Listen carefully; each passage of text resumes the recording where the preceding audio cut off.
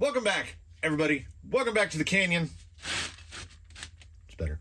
Welcome back to Wheelin Wednesday. It's Wheelin Wednesday. What do we know about Wednesday? We wheel. What do we also know? We know that the wheels are wise.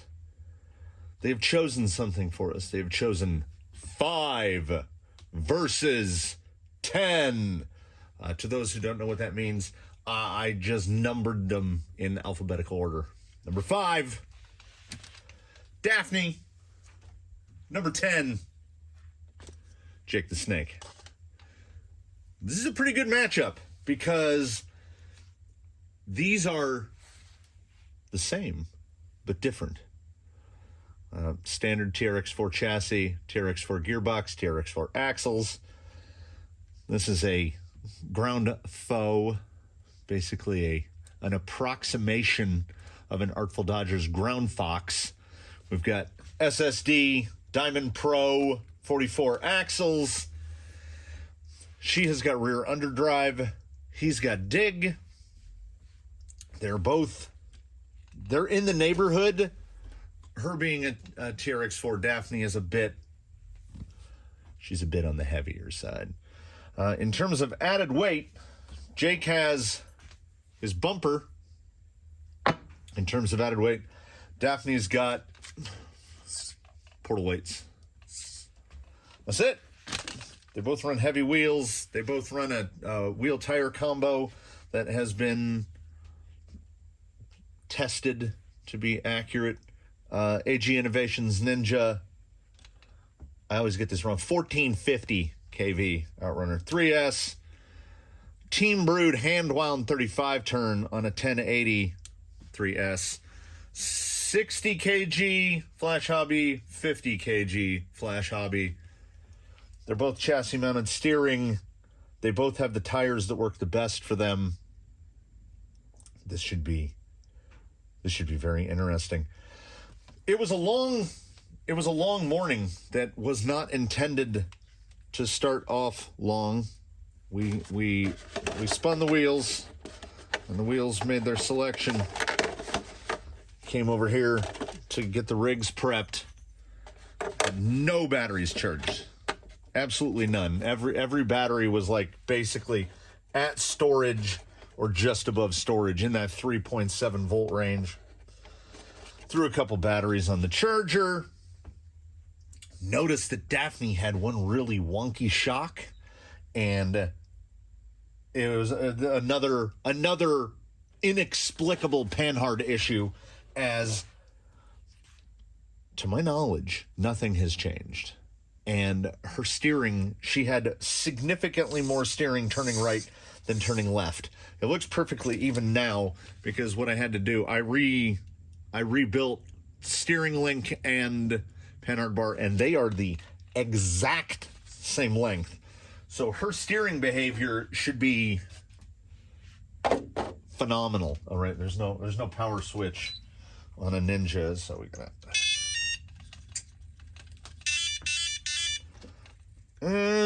it's close. I made it and didn't test it. Let's see. Yeah, it could be a millimeter or 2 shorter. We'll just use this as a built-in excuse. If Daphne has any issues, I mean, they're all my fault anyway, but we can blame it on me not centering her steering out properly. Let me see what the throw actually looks like. Yeah, she's got, see, watch it pull. She's got a tiny bit more to one side because I need to turn about, that would be in, I need to do about 2-3 turns in on that. So this will be the Wheelin Wednesday. This is the first time the wheels have chosen a competition. This is a patina battle on Wheelin Wednesday. Jake the Snake versus Daphne the Sport. Let's go do this. I had to get batteries for the cameras. Like, nothing was charged. I knew, like, I know what day it is. So not ready for this competition. Hopefully we're ready now. Wheelin Wednesday. Head to head. Daphne's other line. Is it going to get renamed the Snake Hole? The Snake something? Well, we will see. We will see. For this head-to-head, the two competitors have agreed upon a best-of-5 format. This is, of course, Daphne's other line, which is basically identified by 4 rocks. This one, this one, this one, and this bottom one. You have to breach directly over this one, which is just off to the side of Jake. And the goal is to stay in this slot right here. If you go to that side, it's wide. Well, it's a best-of-5. So what we're going to do is we're going to leave this up to the wheels, and we'll allow the wheels, the good old spinner. We'll allow the spinner to choose who goes first, and we will do winners outs. So whoever is determined to be the winner of one run, that person will go first for the next one. So the second guy gets a little advantage there. That sounds fair. That sounds fair. We're making it up. We're making it up as we go along. As you can see, setup took a little bit of a while. The radios are going to sleep. Let's let the spinner choose who hits this line first.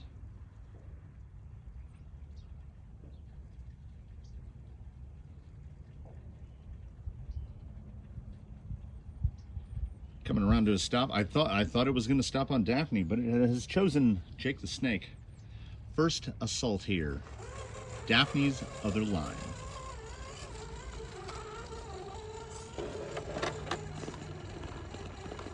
There's that in-betweener.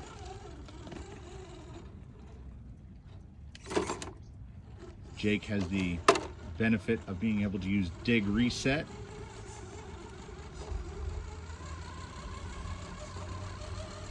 Got the belly a little low down there.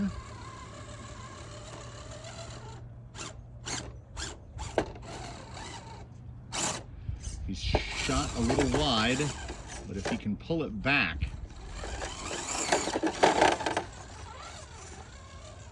has and does. Daphne has elected to approach from the same angle here. Very different sound signature there. In between the wheelbase. You can see Deepwood's pulling over more, almost as if there's dig involved. She's got that tire a little low. She shot wide, but if she can push it back.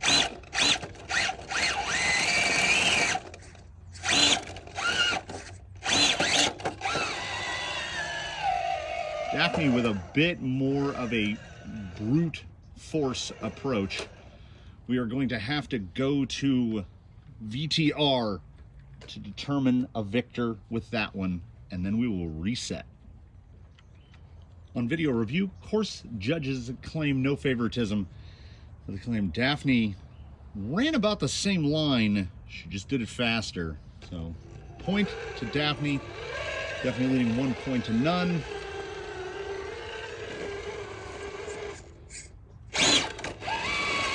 Now, there's no official scoring here, but if you use a reverse and someone else doesn't, that will be reflected on the scorecard. Also rolls, obviously. She's a little high.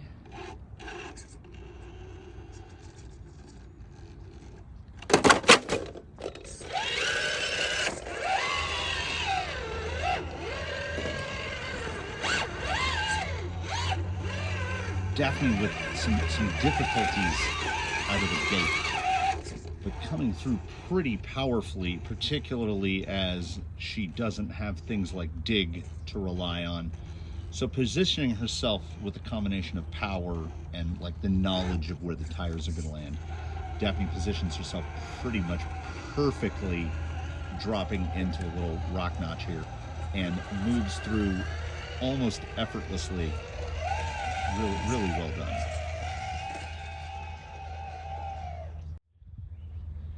Jake is now going to roll out. See what he can do with what he's got.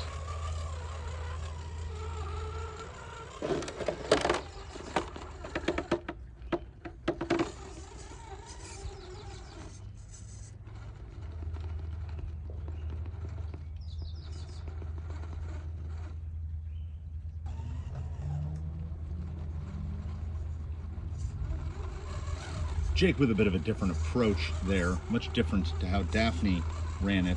His was much closer to how he ran it the first time, and despite Daphne's pretty excellent effort there, the judges have already scored this one in favor of Jake just because he ran it so clean. And now evened up, 1 point apiece. It's going to come down to who can do this one the cleanest and the smoothest, and they're all going to get a minimum of, well, looks like 4 shots at it as it's tied 1 apiece. So now we go in and let's see what these two have got.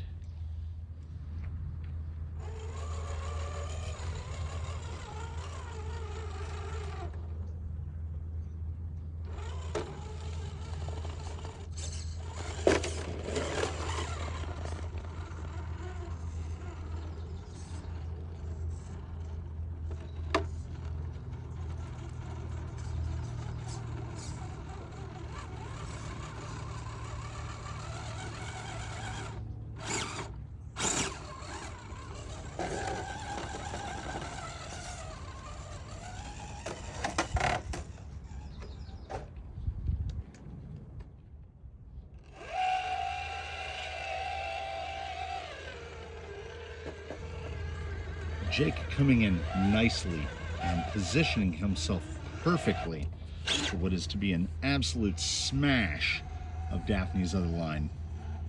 But Daphne not to be outdone on the, I mean, she has 3 lines named after her, so it's not unexpected that she can throw down when she needs to.